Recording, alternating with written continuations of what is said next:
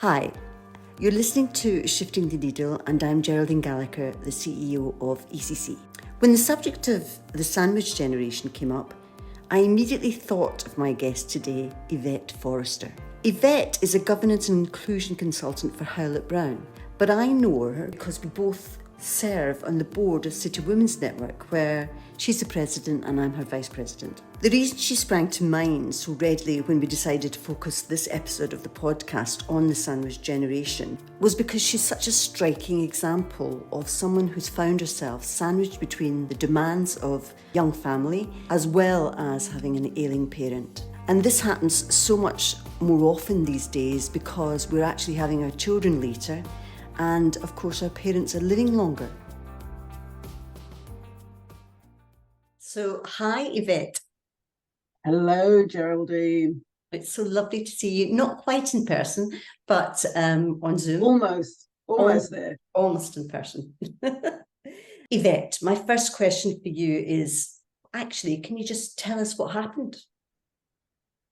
Oh, what happened? What, in the last couple of years of my life? Or a year and a half, actually, it feels like. It's amazing, right? How things can change relatively quickly.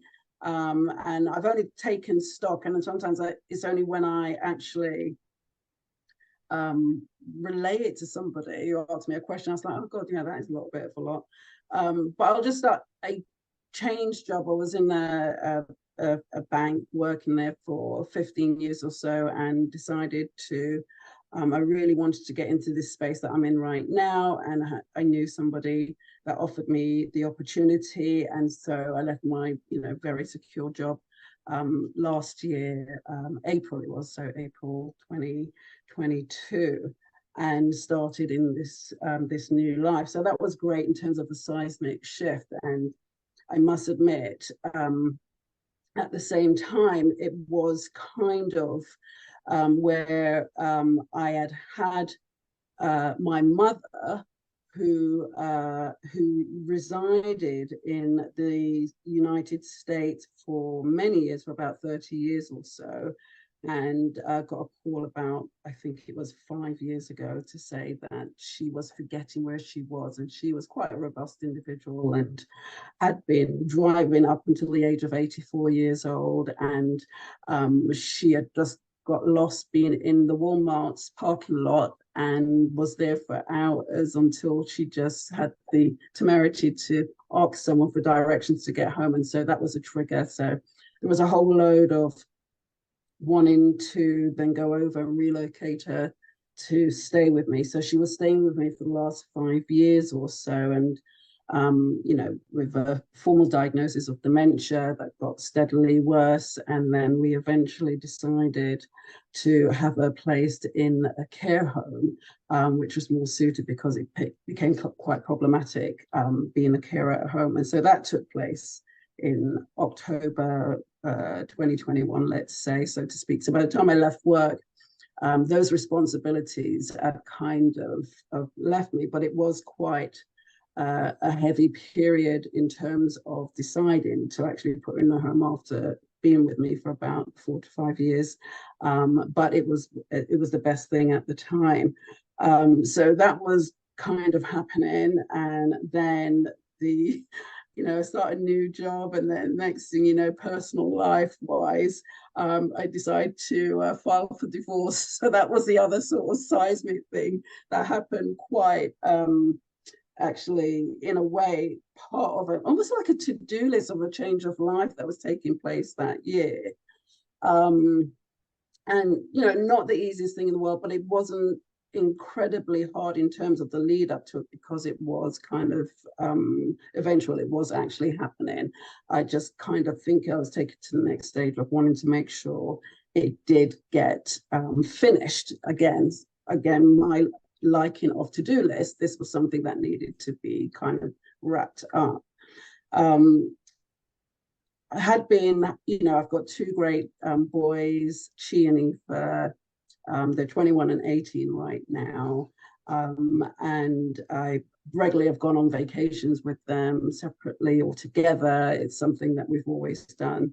And it was a case of where last year summer, it was a trip with myself and my youngest, Aoife. We're going to New York, and then we're going to San Francisco because I'd lived in New York for a seismic chunk of time, and I really wanted him to, get to see it. And the other one had his turn pre-pandemic, so this was this turn for the younger one. And on about to leave, he said he felt he had a lump on his neck, and I was like, oh, well, make sure you go to the doctors, make sure you check it out to make sure we know that, because health insurance is pretty hefty in the States, aren't when you fall in sick. You didn't feel anyway. Anyway, went, and we got a call back to say he needed to have a scan, and the guy there said, you're fine to go on your trip. And then 2 weeks later, we find out he's been diagnosed with cancer, Hodgkin lymphoma. So that was a massive shift in everything, and the shock of it happening from getting back from our really lovely trip, no symptoms whatsoever, and then getting the diagnosis, and then within a week starting chemotherapy was such a jolt, that again, the shock of it meant that I went into pragmatic mode. One of the hospital appointments, when did we need to go to where, what medications is required, is everything in place? I just went into auto, and but thankfully this year in February got the all clear after having about 3 to 4 sessions of chemotherapy. So that was quite, again, an emotional shift, and literally again, as life likes to throw you, came mid July, mum goes into the hospital with sepsis.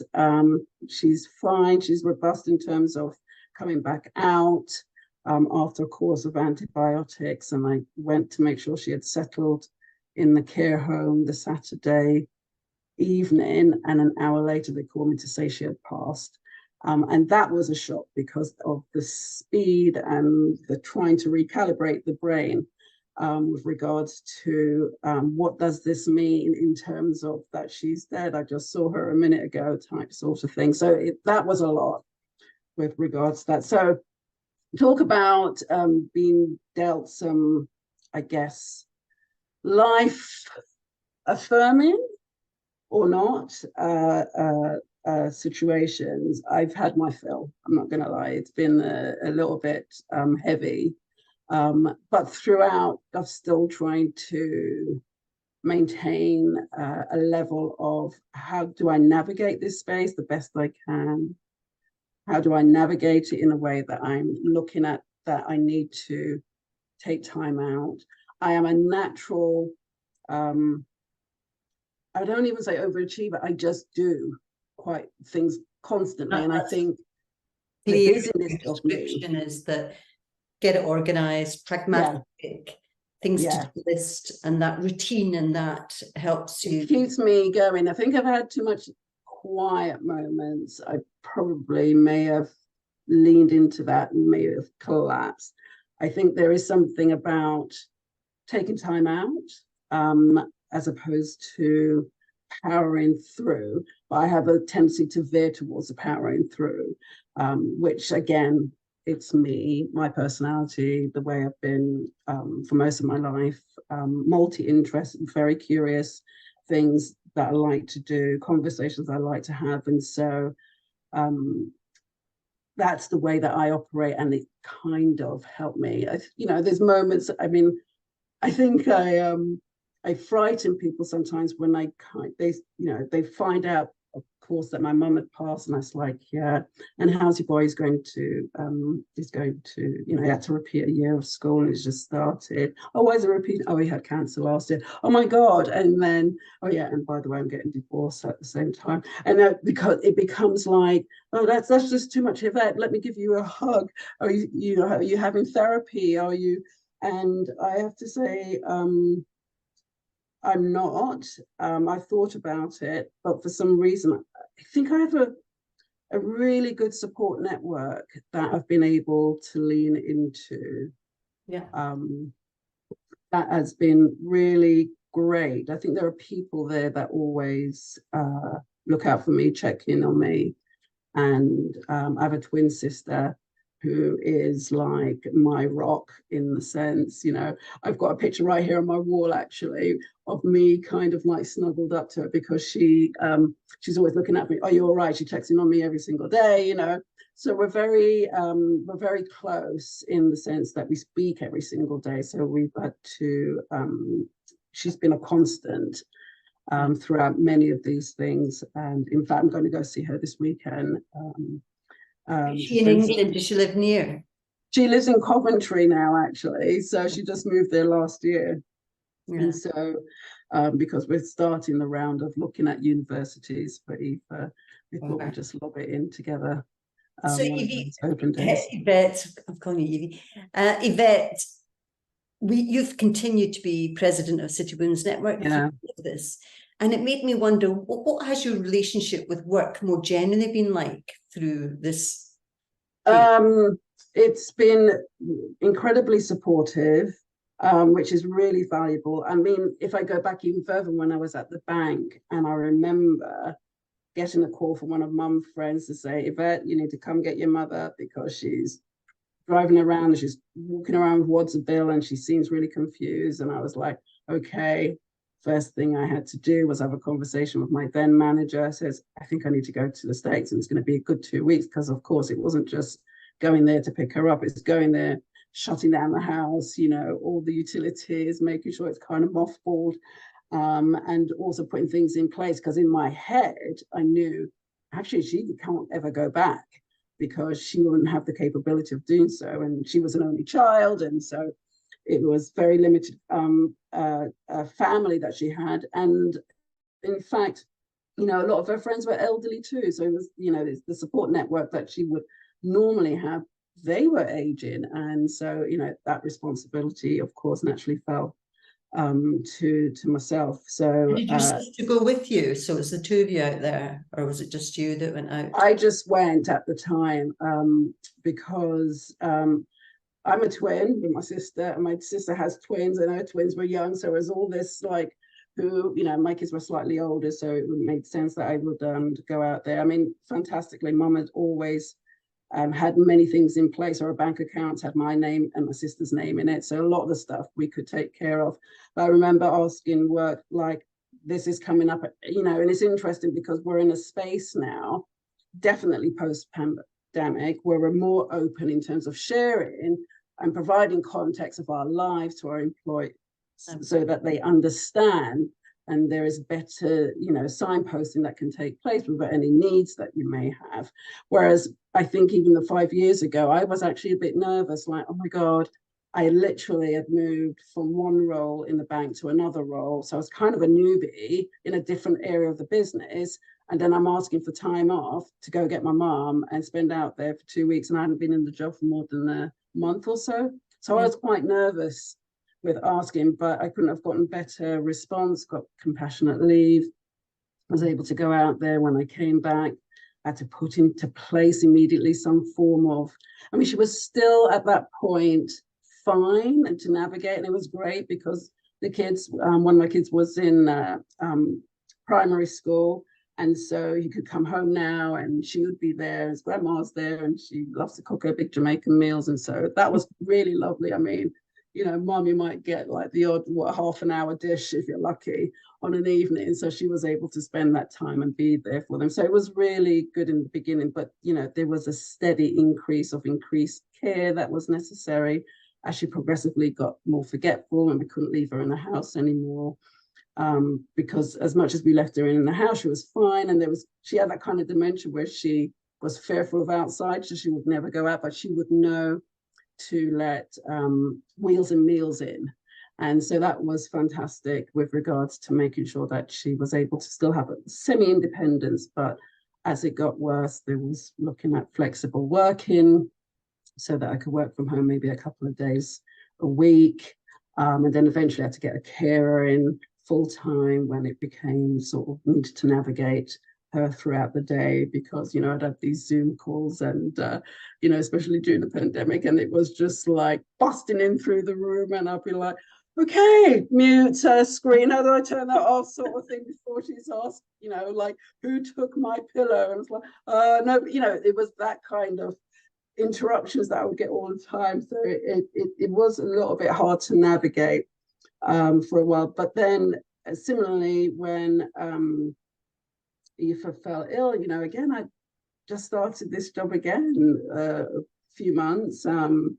I do a lot of training, and I do a lot of meeting with clients, and you know, my boss, then Charlene, who you know now and is on our board at the City Women's Network, is, you know, was phenomenal, was just brilliant. You just need to do what you need to do. Stay, I mean, throughout all my stuff, and I feel like, oh my God, I'm like the problem child. She knows I will always show up, but at the same time, there is this element of having to, and I think it's a training just from working most of my life, to show up, to make sure that I don't let people down at the same time, but also I'm managing this thing that is so outside my control, and I have to be there for my son to make sure that he's constantly fine. And, you know, between me and his dad, we're really good in terms of, like, you know, the hospital appointments and the hours that you spend there as well. You forget about that. You're forced to slow down. And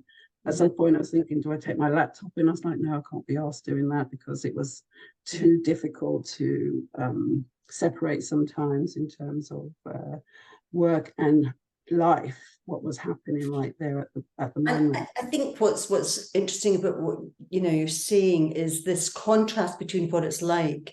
As you know, my own mum died of dementia from Alzheimer's, and it's COVID in the end in a care home. So I've been through some of that experience myself. But it's having the children, having something go wrong with one of your children and your mum at the same time. It's that, oh my goodness, I mean, how did you sleep? God, I sleep through anything. It's a very bizarre thing. One of the few things actually I'm gifted with. I'm like a child. I lay my head on the pillow and I crash out. And I think it's because there is even an element of so much going on. I need to shut down. I need to repair. I need to make sure that I have definitely had some sort of recalibration where I'm asleep. So as well as, mum and Aoife, there was also my other kid, right? Which is like, God, he's having to experience all of this at the same time. At the time when mum was there, her busting into his room all the time, sort of thing, to the point we had to put locks on their doors so that she wouldn't just bust in. And then secondarily, having to, his first response was like, is Aoife going to die? And I couldn't hand in heart say no, but at the same time, I could say, well, the stat says there's a really good, like 90 to 95%, good response rate with regards to chemotherapy when you're diagnosed with Hodgkin's lymphoma.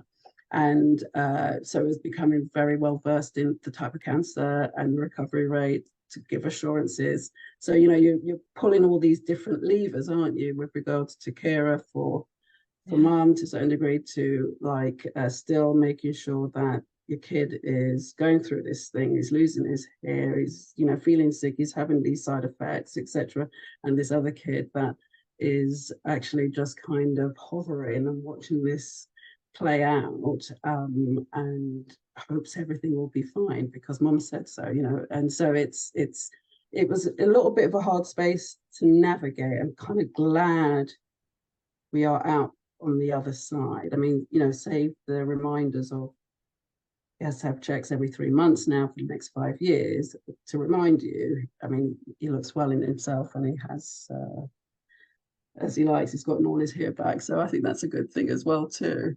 But it is difficult navigating those key bits all at the same time. Your relationship with work, how did it change, or how important was the relationship with work in all of that? So the relationship with work for me is about, at least it's to keep myself busy. It's to keep myself engaged. It's to keep myself sort of still having this thing that, again, I didn't have to focus too much on the bits that were kind of make that, could make me really anxious at times.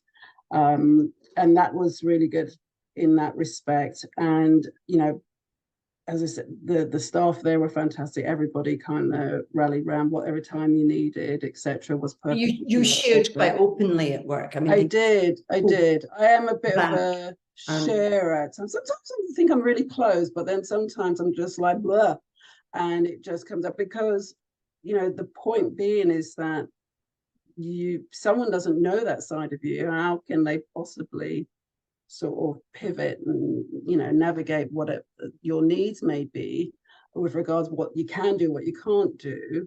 There's a thing as well where I do case studies and I relay some of them, and one of them is about an employee whose mum has like liver cancer, and I stupidly always forget I should just strip out that case study. Why am I having that case study about cancer, which is going to trigger and remind me of what I've had to experience? And and Charlotte's always like saying, just take it out, and I always get caught out, and I got caught out again yesterday when I had to read it. I was like, you idiot, why didn't you remember to strip it out?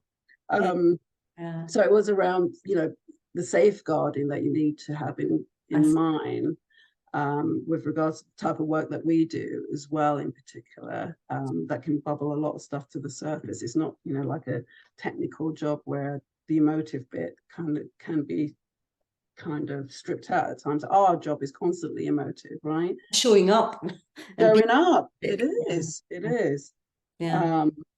But yeah, no, work is great in the sense of the time and space needed, but similarly, it was great in that I needed it, right? I needed to continue. And I too felt that work was a distraction, but it was a sort of solace. Well, because the distraction was actually a good thing, because I was going to bed at night worrying about whether my mum was walking around Edinburgh with just a coat on and no skirt.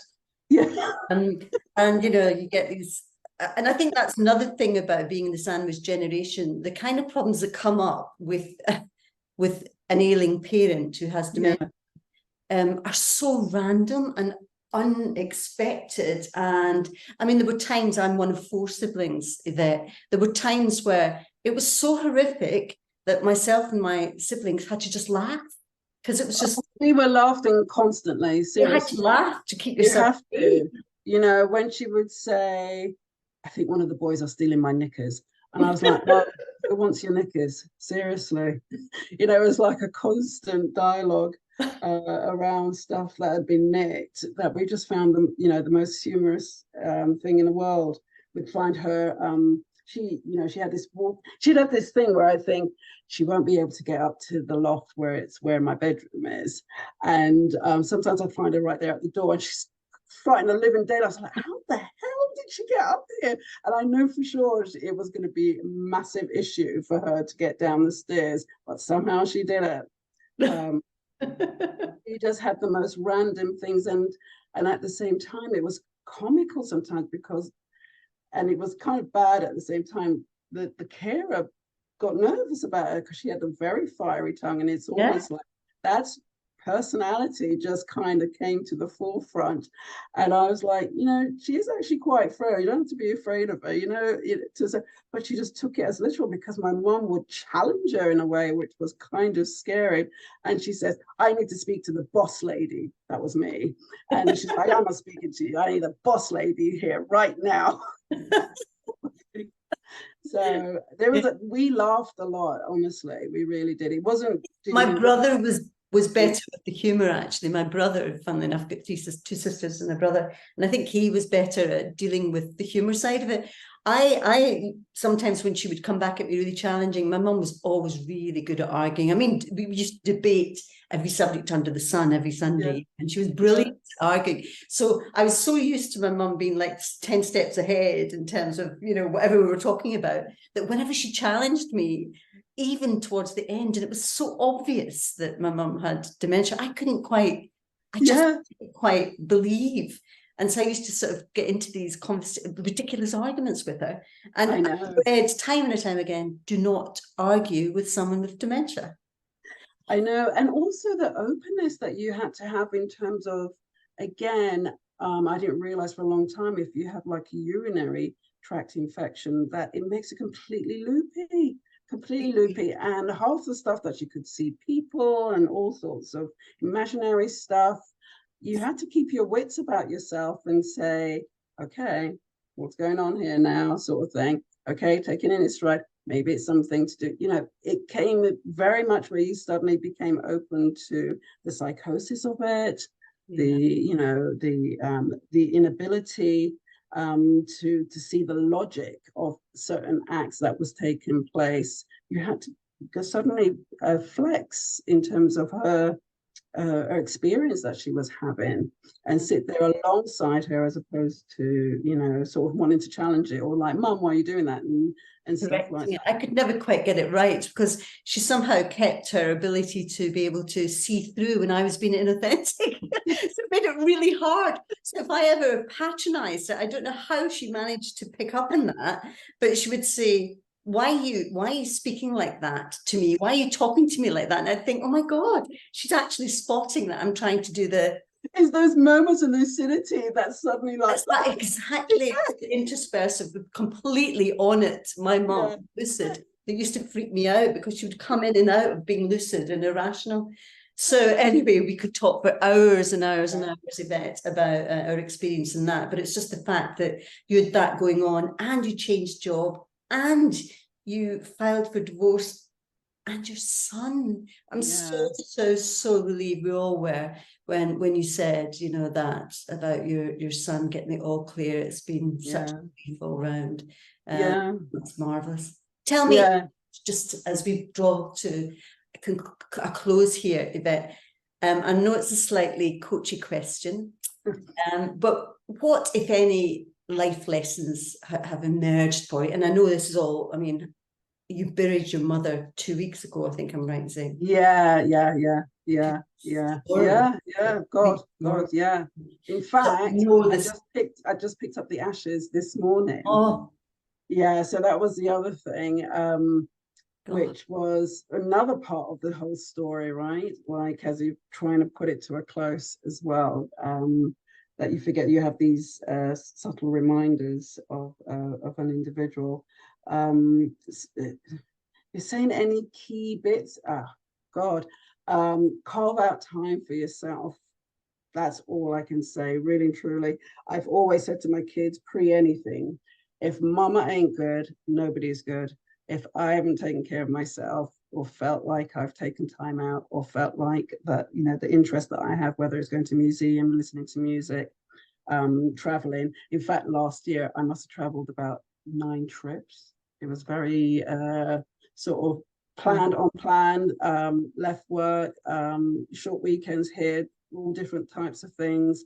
Lots of concerts I went to. My son and I share a similar interest in music, and he couldn't go to a couple because of chemo making him so tired, but I can still remember one that he was able to join me at in December, and it was beautiful seeing him kind of move into it. It was at the Brixton Academy, and that was pure joy for me to see that he was kind of able, bodied, in the sense that he was able to participate in something he really loved. So it's little images and stuff that I still have that just bring me pure joy. I also, like you might have heard, me and my annual, which I do love, yoga little retreat, which is beautiful. That was again something I had planned last year, because I'd gone the year before, but cancelled it because of Aoife's diagnosis. But did it again this year, and it's right in between Mum passing and the funeral, and that week was there, and I was like, I'm going to that, and I'm shutting down. To do that, to actually take that time at that crucial moment for yourself, just to repair. Because it's that thing about sharpening the saw, isn't it? You have to, the saw that cuts through things, you can't afford to let the teeth get rusty, and you need to be on it. Completely. And I know my cup can get pretty full. I understand that that's my personality. I understand that's the way that I operate. But I'm also cognizant of the necessity to sort of empty it a little bit every now and then. And that's through that bit where I do just do that shutdown. I'm not going to get sufficiently overwhelmed, hopefully, by other stuff where I know actually, take a little time out for yourself and you feel you can breathe again, and you feel that you can actually feel at peace with you, or something that feeds you, that will actually just level you out to a certain degree. So I take time out to make sure that that absolutely happens. I think I've always been a little bit like that, actually. Yeah, very good. Because you're full on, you're pace. Yeah. Nourishment that you do by building in those periods of reflection, the yoga. Mine, for me, it's art. Yeah. I introduced that again into my life because, I was going through so much pressure. You're a practitioner though, which is great. You actually do art. I'm actually, I'm a tart for art, right? So I like to go to exhibitions. I kind of, I love to, on Sunday I went to see the Black Venus one at the Somerset House. It was closing, and I can just be in rooms and look at stuff, and I was like, oh, it just kind of opens that additional space in your head to do so. So I do enjoy it. And I did the same thing when I was at the yoga retreats. A few of us went to Venice for the day, and they wanted to go shopping, and I went to a museum, and I was quite happy being in the museum. And I think that's so important. We get caught in this threat drive, ping pong between the two, threat drive, which is, oh my God, anxious, and so I'm going to work harder, and then that will take my mind. But now we need to move over to the soothe, don't we? Yes. And that's self-soothing. I think for many years I ignored that. I thought I was superpowered and nothing would fell me until it did. Until it does, right? It does. And take stock of the signs when it's happening, right? Really and truly do take stock. Better to anticipate it before you have to take stock of signs. But if you see things that are starting to crank, that's the time to, okay, let me shut down right now. Okay, maybe I need to clear my calendar. Maybe I need to book something I know is going to be good for me. Fun. Selfishly, I am very big on be selfish. That's what you need. Again, if I ain't good, nobody else is good.